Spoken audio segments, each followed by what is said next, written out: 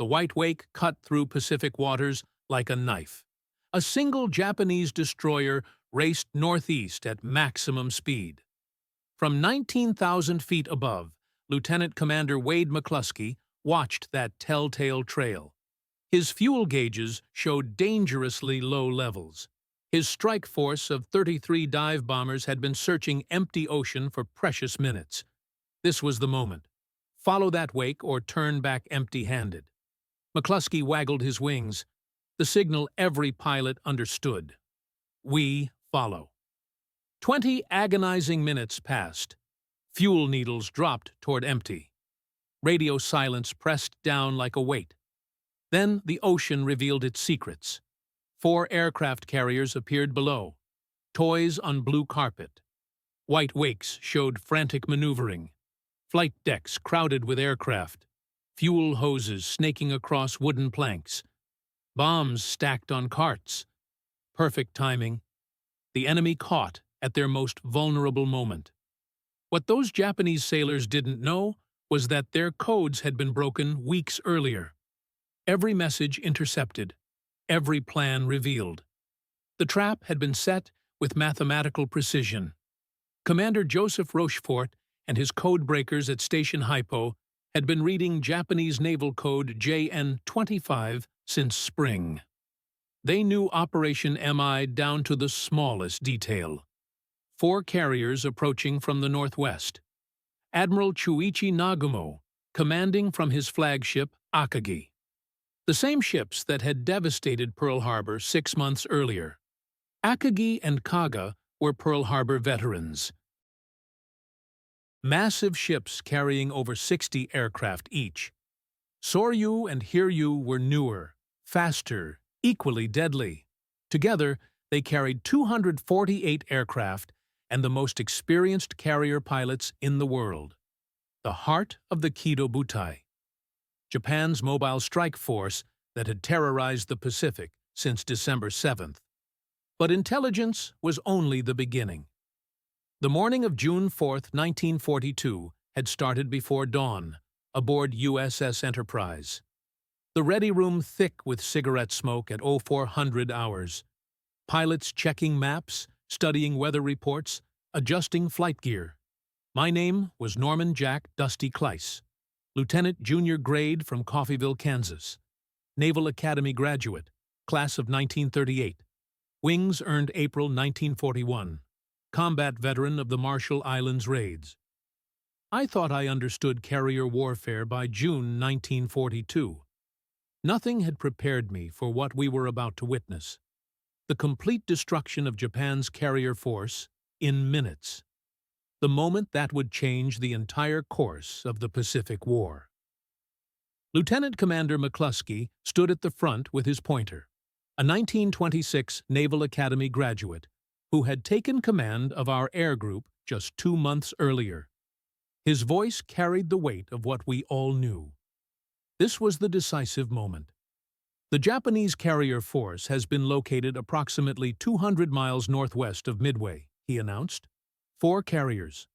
Akagi, Admiral Nagumo's flagship. Kaga, Soryu, and Hiryu. Accompanied by 2 battleships, 2 heavy cruisers, and 11 destroyers. These weren't just any ships. This was the elite strike force that had crushed every opponent for 6 months. The same pilots who had swept across the Pacific from Pearl Harbor to Ceylon. Veterans of countless battles. Masters of carrier warfare. The intelligence officer explained the broader picture. Operation MI was Admiral Yamamoto's most ambitious plan yet. Capture Midway Island. Draw out the American carrier force. Destroy it in decisive battle. Perhaps too elaborate for its own good. Invasion forces approaching from the southwest. A diversionary attack in the Aleutians. The carrier strike force from the northwest. Yamamoto himself commanding from battleship Yamato, 300 miles behind the main force. The Japanese will launch their Midway strike at 0430, McCluskey continued. Most of their fighters will be engaged over the island. Their carriers will be recovering and rearming aircraft. their most vulnerable moment. This is when we strike. Lieutenant Earl Gallagher, commanding Scouting Squadron 6, made careful notes. A Pearl Harbor veteran, Gallagher was meticulous in his planning. Beside him, Lieutenant Richard Best from Bombing Squadron 6 studied the weather conditions. Wind southeast at 5 knots. Scattered clouds at 1,500 feet. Perfect diving conditions. I looked around at my squadron mates. Some were combat veterans like myself. Others were facing their first battle. We all understood what was at stake. The Japanese had superior fighters. The Zero could outmaneuver anything in our inventory. Their pilots had years of combat experience. We would be operating at extreme fuel range, 175 miles out and back with minimal reserve fuel. One mistake meant death in the Pacific. Torpedo 8 from Hornet will go in first, McCluskey added. The dive bombers follow. We launch at 700 hours. By 0600, Enterprise's flight deck was controlled chaos. Deck crews in colored jerseys performed their specialized tasks with practiced efficiency. Red shirts loading bombs, purple shirts fueling aircraft, brown shirts checking mechanical systems. I walked toward my aircraft, SBD Dauntless Bureau number 6139. My rear gunner, John Snowden, was already checking his twin 30 caliber machine guns. Snowden was from Illinois, a quiet man who had saved my life more than once by spotting incoming Zeros. "Morning, Snowden," I called, climbing up to the cockpit. "Morning, Mr. Kleiss. Going to be hot today." I ran through my pre-flight inspection methodically. Control surfaces free and clear. Bomb rack secure. Fuel load verified. We had 230 gallons in the main tank, plus a 58-gallon wing tank. With careful fuel management, about 4.5 hours of flight time. The SBD Dauntless wasn't the fastest aircraft in the sky. Top speed, 255 miles per hour. But it was incredibly stable in a dive and tough as nails. It could absorb punishment that would destroy other aircraft and still bring its crew home. I strapped into the cockpit, surrounded by familiar instruments. Altimeter, airspeed indicator, fuel gauges, engine temperature, oil pressure. Everything I needed to stay alive and complete the mission. At 0645, "Pilots, start engines," came over the loudspeaker. I pressed the starter, and the Wright R-1820 Cyclone roared to life. 9 cylinders of radial power that would carry us to the target and back. First to launch were the fighters. 20 F-4F Wildcats for combat air patrol. Next went the torpedo bombers. 14 TBD Devastators from Torpedo Squadron 6 under Lieutenant Commander Eugene Lindsay. I watched them lumber down the deck with their Mark 13 torpedoes barely clearing the deck edge. They looked so vulnerable. Finally, our turn. Scouting 6 under Gallagher with 18 planes. Bombing 6 under Best with 15 planes. I was number 2 in the 3rd Division. McCluskey would lead us all. The launch sequence was always dangerous. Enterprise turned into the wind and increased speed to 30 knots. The flight deck officer whirled his flag signal. I pushed to full power. The flag dropped. I released brakes and surged forward. The island superstructure flashed by. The deck edge approached rapidly. At 65 knots, I eased back on the stick and felt the wheels leave the wooden deck. For a heart-stopping moment, the heavily loaded bomber hung in space. Then the wings bit into air, and we climbed. "Good takeoff, Mr. Kleiss," Snowden said over the intercom. "Thanks. Keep your eyes peeled for Zeros." It took nearly an hour for the entire strike force to form up properly. By 0806, we had 33 dive bombers from Enterprise climbing to 19,000 feet. The planned rendezvous with Hornet's Air Group never materialized. McCluskey made the decision to proceed alone, rather than waste precious fuel waiting. We flew northwest at 19,000 feet in complete radio silence. I constantly checked my instruments and bomb sight. At this altitude, I would have perhaps 10 seconds to line up on target and release. No second chances at this range. At Aero 920, we reached the calculated intercept point. Nothing but empty ocean stretched to every horizon. My fuel gauge showed more than half consumed already. Quick mental calculation. Maybe 30 minutes to find the enemy before turning back or facing ditching in the Pacific. Radio silence felt oppressive. Everyone in the formation doing the same grim fuel calculations. Then, at Aero 955, McCluskey waggled his wings again. Looking down through scattered clouds, I saw it. A white wake. A lone Japanese destroyer racing northeast at flank speed. McCluskey made an instant decision that would change history. He turned to follow that wake, betting everything that the destroyer was heading toward the main fleet. For 20 agonizing minutes, we followed that thin white line across blue water. Fuel gauges dropping toward empty with each passing minute. Then, at 10:20 hours, we saw them. The Japanese fleet appeared below us like a perfectly arranged naval display. 4 aircraft carriers in 2 groups, surrounded by escorts. White wakes showed constant maneuvering. Aircraft crowded on flight decks. Most incredibly, no Zero fighters at our altitude. They were all down low, finishing off our torpedo squadrons. This is McCluskey. Scouting 6 take the left carrier. Bombing 6 take the right carrier. But in the confusion of battle, both squadrons began diving on the same target. Kaga, the massive converted battlecruiser, sat directly below us. Her flight deck crowded with aircraft being refueled and rearmed. Fuel hoses snaking everywhere. Bombs and torpedoes on wheeled carts. Perfect timing. The enemy caught at their absolute most vulnerable moment. I pushed the nose forward and entered my dive. The acceleration was brutal, pressing me back against my seat. The altimeter unwound rapidly. 18,000, 15,000, 12,000 feet. The carrier grew larger in my bomb sight with each second. I could see individual aircraft on Kaga's deck, crew members running frantically, anti-aircraft guns swiveling to track our approach. Black flak bursts began appearing around us, but I held my dive steady. At 10,000 feet, I could make out individual details. Aircraft being pushed by hand. Fuel trucks scurrying across the deck. Men in white uniforms manning guns.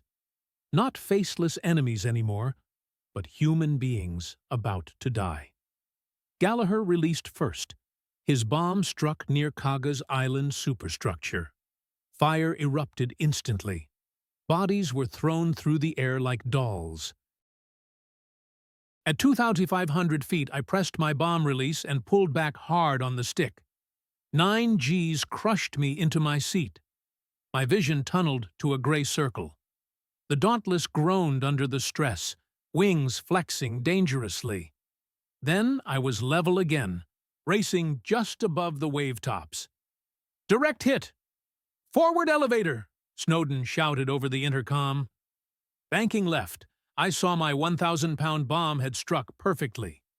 Kaga's forward flight deck erupted in flames and smoke.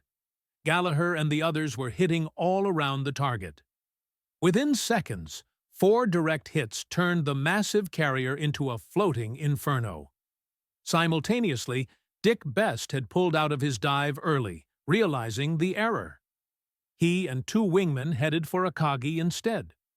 Best put his 1,000-pound bomb through Akagi's flight deck amidships. It penetrated to the hangar deck and exploded among armed aircraft waiting to launch. Akagi became a raging fire from bow to stern. At exactly 10:22 hours, Yorktown's dive bombers arrived over the scene and attacked Soryu. 3 1,000-pound bombs landed within 30 seconds of each other. The carrier exploded in a pillar of fire, reaching 1,000 feet into the sky. 3 fleet carriers mortally wounded in less than 5 minutes. Pulling away from the target area, The scene below was hellish beyond description. Kaga was a floating volcano, explosions rippling through her hull every few seconds. Her forward elevator, tons of steel, was blown completely off the ship, spinning through the air before crashing into the ocean hundreds of yards away. Akagi burned from bow to stern, her flight deck buckling from the intense heat. Tiny figures of crew members were jumping into the burning oil-covered water below. Some were already on fire as they leaped. Soryu listed heavily to starboard, her hull ripped open by massive explosions. She rolled over within minutes, her hull glistening in the morning sun before slipping beneath the waves. From operational aircraft carrier to submarine tomb in 20 minutes. Over 700 men went down with her. But we had missed Soryu. She was operating 10 miles to the north, hidden by a rain squall. Even now she was launching counterstrikes against our carriers. Zeros, 3 o'clock high. Snowden's guns chattered as 2 Japanese fighters dove on us from the sun. I pushed the nose forward, using our superior diving speed to escape. Tracer bullets whipped past the cockpit. Snowden's guns went silent. Snowden, you okay back there? Hit, but I'm okay. Got one of them. A Zero trailed black smoke, spinning toward the ocean. But more were coming. I stayed low, jinking constantly to spoil their aim. My fuel gauge was bouncing on empty. The flight back to Enterprise was a nightmare of endurance and luck. The fuel gauge showed empty, but there were usually a few gallons of unusable fuel that could be accessed if you flew very carefully. I leaned the mixture until the engine ran rough, risking fouled spark plugs for a few more precious minutes of flight time. Around me, other Dauntlesses were struggling. Some trailed smoke from battle damage. Others were running completely dry on fuel. Radio channels filled with desperate calls. Engine cutting out. Going in. Mark my position. Emergency. Multiple aircraft low on fuel. 2 Dauntlesses ahead of me nosed toward the water. One pilot managed a controlled ditching, he and his gunner climbing onto the wing before the aircraft sank beneath them. My engine sputtered and missed. Reserve tank almost gone. Last few gallons. Minutes at most. Then Enterprise appeared on the horizon. Her flight deck turned into the wind for aircraft recovery. Emergency fuel. Request immediate landing. You're number 3 in the pattern. Number 3 meant watching 2 aircraft ahead of me land first. Precious seconds burning the last drops of fuel. My engine was missing badly, running on fumes and prayers. As I entered the landing pattern, my engine quit completely. Dead stick approach. One chance to get this right. I had just enough altitude and airspeed. I lowered my landing gear and extended flaps, aiming for the number 3 arresting wire. The landing signal officer was waving frantically. Cut power. Too high. I pushed the nose down, trading altitude for airspeed, the propeller windmilling uselessly. The flight deck rushed up to meet me. Wheels hit hard. Bounced once. The tailhook caught the wire and slammed me to a stop. Deck crews were running toward us before the propeller stopped turning. Get us out! Wounded man! They pulled Snowden from the rear cockpit, hit in the shoulder and leg, but conscious and alert. He would survive. My aircraft had over 40 bullet holes. How she held together for the flight home, I'll never know. The ready room was somber despite our victory. Of the 14 torpedo bombers from our Torpedo 6, only 4 had returned. 10 crews were gone forever. News from Hornet was even worse. Torpedo 8 had been completely wiped out. 15 aircraft shot down. 29 of 30 men killed.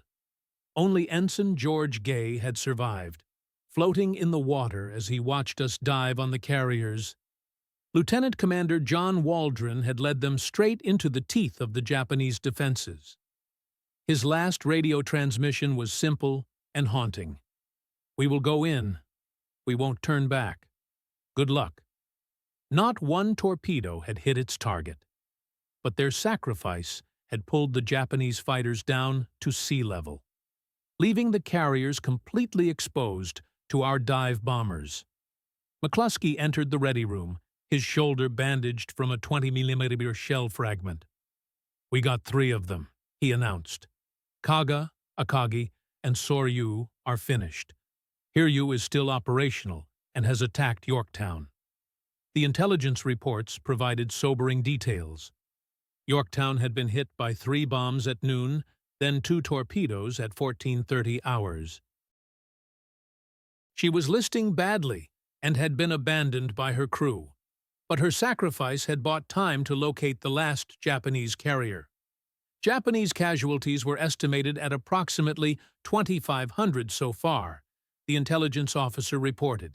Each carrier had between 1,200 and 1,500 crew members, plus their airmen. Very few had been rescued from the water. Each number represented a human being, someone's son, husband, father. Men who had died in fire and water thousands of miles from their homes, all for their empire's ambition. That afternoon, we launched again. 24 dive bombers found Hiryu at 1700 hours and put 4 bombs into her flight deck and hangar. She burned through the night before being scuttled by her own escorts. The Kido Butai had ceased to exist. In the following days, while pursuing the retreating Japanese fleet, we also sank the heavy cruiser Mikuma. But the real victory had already been achieved in those devastating minutes on the morning of June 4th. The strategic implications became clear over the following months. Japan had lost 4 fleet carriers that had taken years to build and could not be quickly replaced. More importantly, they had lost over 3,000 trained sailors and airmen, including more than 100 veteran pilots with years of experience and an understanding of carrier operations that simply could not be taught in schools. These losses were irreplaceable. The Japanese Navy never fully recovered from Midway. They had started the war with 6 large fleet carriers and now had only 2 operational. They would build new carriers, but they would never again have the trained pilots to make them truly effective. The institutional knowledge of Japan's best carrier divisions had died on that June 4th morning. For the Americans, Midway proved that superior intelligence could overcome numerical disadvantage. Rochefort's codebreakers had given us the enemy's entire plan, allowing us to achieve maximum advantage in positioning our forces. Without that intelligence breakthrough, we would have been reacting to Japanese moves, arriving too late, fighting on their terms. The battle also revealed critical Japanese weaknesses. Yamamoto's plan had been too complex, with forces scattered across thousands of miles of ocean, unable to support each other when things went wrong. Radio silence had prevented proper coordination when the original plan failed. They had underestimated American capabilities, believing we would react predictably to their moves. Admiral Nagamo had faced impossible decisions that morning. When his scouts reported American ships at 0728, he was in the middle of rearming his aircraft for a second strike on Midway. Launch immediately with whatever was ready, or wait to properly arm his planes for naval combat. His hesitation, those crucial 30 minutes, had proved fatal. By the time he was ready to launch, we were already diving on his ships. That night, as Enterprise steamed southwest under a canopy of brilliant stars, I stood on the flight deck thinking about everything that had happened. The same stars that had shone over Pearl Harbor 6 months earlier were now witnessing the death of the 4 carriers that had attacked us. The adrenaline was gone. Only exhaustion and a strange emptiness remained. I thought about the torpedo crews who had flown to certain death that morning. Waldron's men had known their TBD devastators were obsolete death traps against the Zeros, but they had gone anyway. They had held their course while being shot to pieces one by one. It was their duty.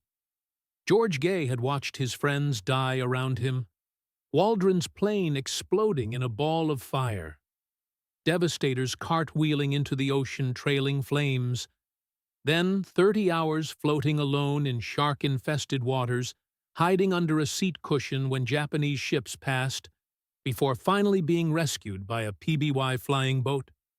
The survivor's guilt would last his entire lifetime. I thought about the Japanese sailors I had helped kill that morning. When you're diving on an aircraft carrier, you can see the men on the flight deck, running for cover, manning their guns, pushing burning aircraft over the side. They weren't faceless enemies anymore, but young men like ourselves, fighting for their country as best they knew how.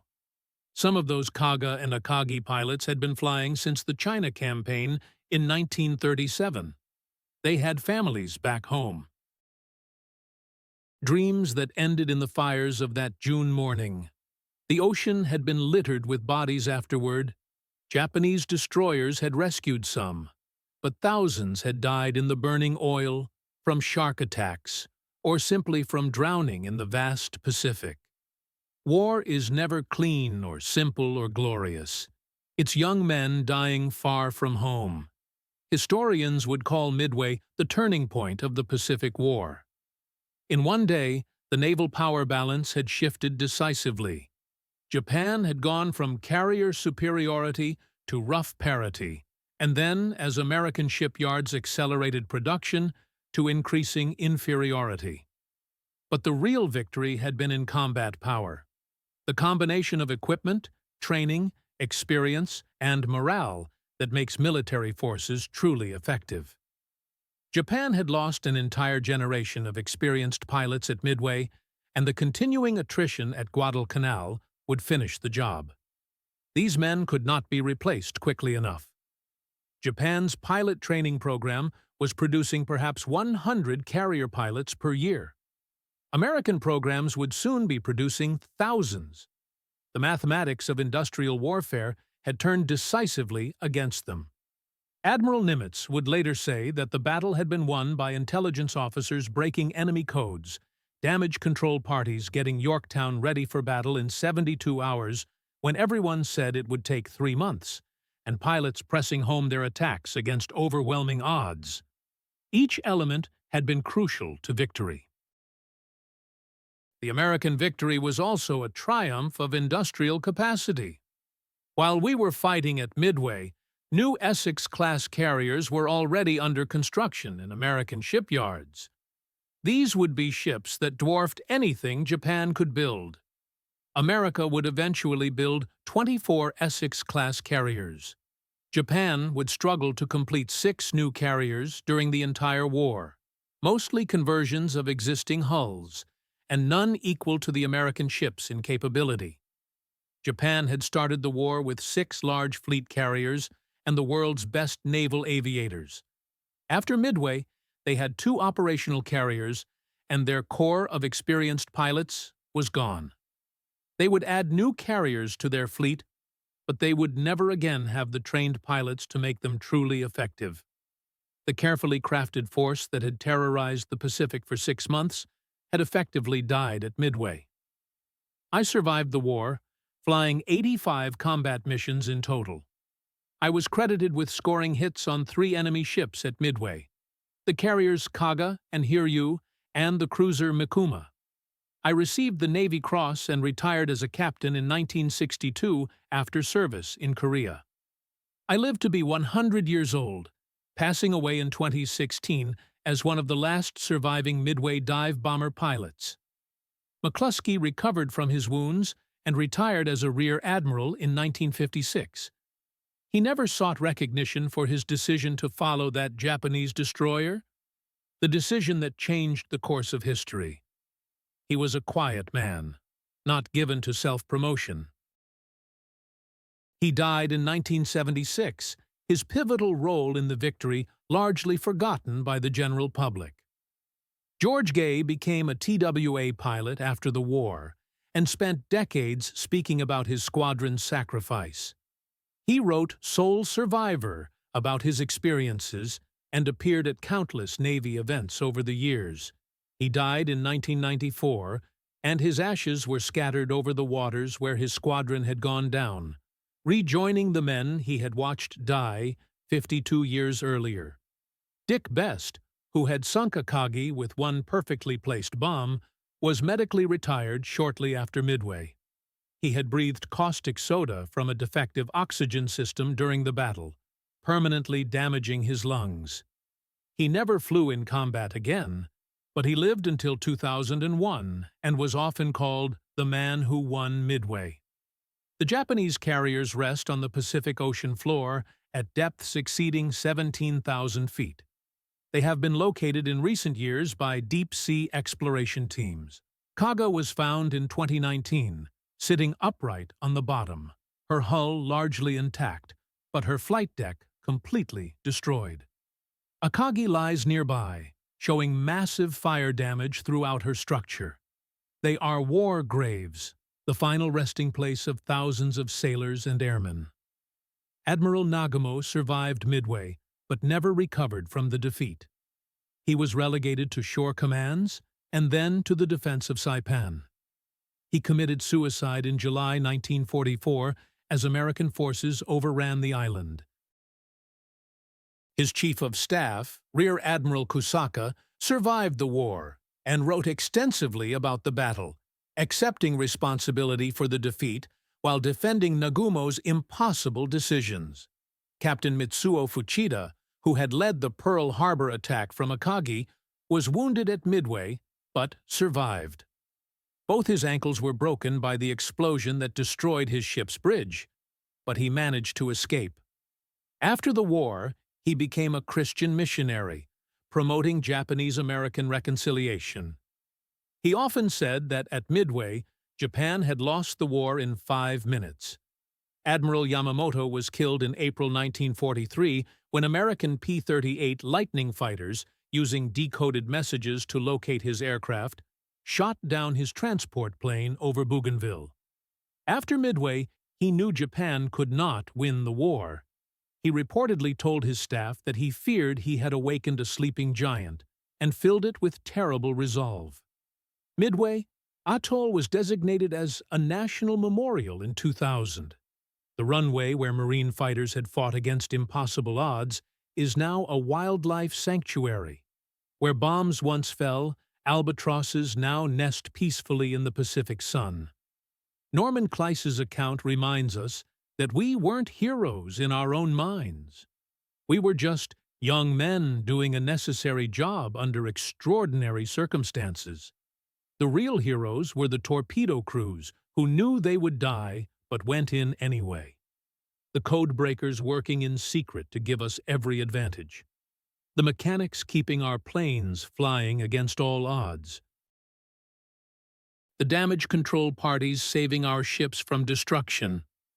The corpsmen saving lives under impossible conditions. Midway proved that wars aren't won by the side with the best equipment or the most experienced warriors. They're won by those who can adapt quickly, who can see opportunities in chaos, who can sustain terrible losses and continue fighting. The Japanese had better pilots, better planes, and more experience than we did. But we had broken their codes. We had radar they lacked. We had damage control techniques they had never developed. And we had the industrial might to replace our losses tenfold. Most importantly, we had leaders who understood that calculated risks were necessary for victory. Admiral Nimitz had risked his entire carrier force on intelligence that could have been wrong. McCluskey had risked fuel exhaustion to find the Japanese fleet. Best had risked everything to attack a different carrier with just 2 wingmen for support. Waldron had led his entire squadron to death, knowing that the mission required their sacrifice. The Battle of Midway lasted only 2 days, but it changed everything that followed. Before Midway, Japan was advancing everywhere, seemingly unstoppable. After Midway, they never won another major offensive battle. The war would continue for 3 more terrible years, costing hundreds of thousands more lives on both sides. But the ultimate outcome had been decided in those few devastating minutes when American dive bombers caught Japan's carriers with armed aircraft crowded on their flight decks. We can only imagine alternate histories. What if McCluskey had turned back at the empty intercept point? What if the Japanese had launched their strike 30 minutes earlier? What if our torpedoes had actually worked and Torpedo 8 had managed to sink some carriers? Small decisions, chance encounters, individual choices can determine the fate of nations. But history deals only in what actually happened. On a clear June morning in 1942, outnumbered American pilots in inferior aircraft caught the world's most powerful carrier force at the moment of maximum vulnerability and destroyed it. They turned the tide of the war through a combination of superior intelligence, raw courage, individual sacrifice, and pure luck. Today's generation can hardly imagine a time when democracy itself was endangered, when freedom's survival was genuinely in question. We lived through such a time. In June 1942, the fate of the free world rested on a few hundred pilots from 3 aircraft carriers in the middle of the Pacific Ocean. Against all odds, against all logic, we were enough. That's Midway's enduring lesson.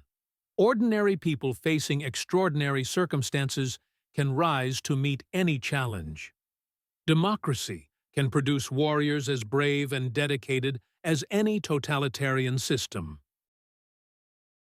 Free men fighting for their homes and families are the most powerful force on Earth. The numbers tell part of the story. 3507 Japanese sailors and airmen died at Midway. 362 Americans lost their lives. 4 Japanese aircraft carriers were sunk. 1 American carrier was lost. But these are just statistics, bloodless numbers on a page. Each number represented a human being with hopes, dreams, fears, and people who loved them. Each death was a personal tragedy. These were young men who should have lived to see their grandchildren grow up. Instead, they died in fire and water in the middle of the Pacific Ocean.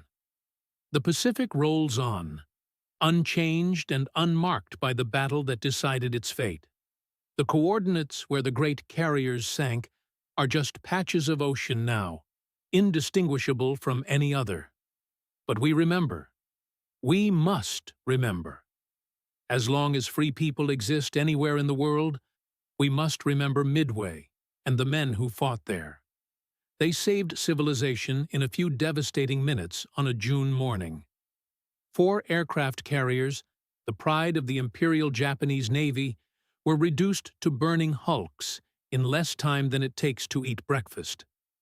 The course of the war, the fate of nations, and the future of freedom were decided by dive bomber pilots pressing home their attacks against impossible odds. That's the true legacy of Midway. Not just victory, but an example for all time. When tyranny threatens, free people will rise to meet it. Courage isn't the absence of fear, but action in spite of fear.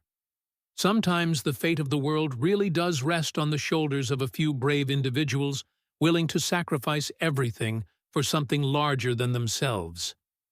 And sometimes, just sometimes, ordinary people prove capable of the most extraordinary things.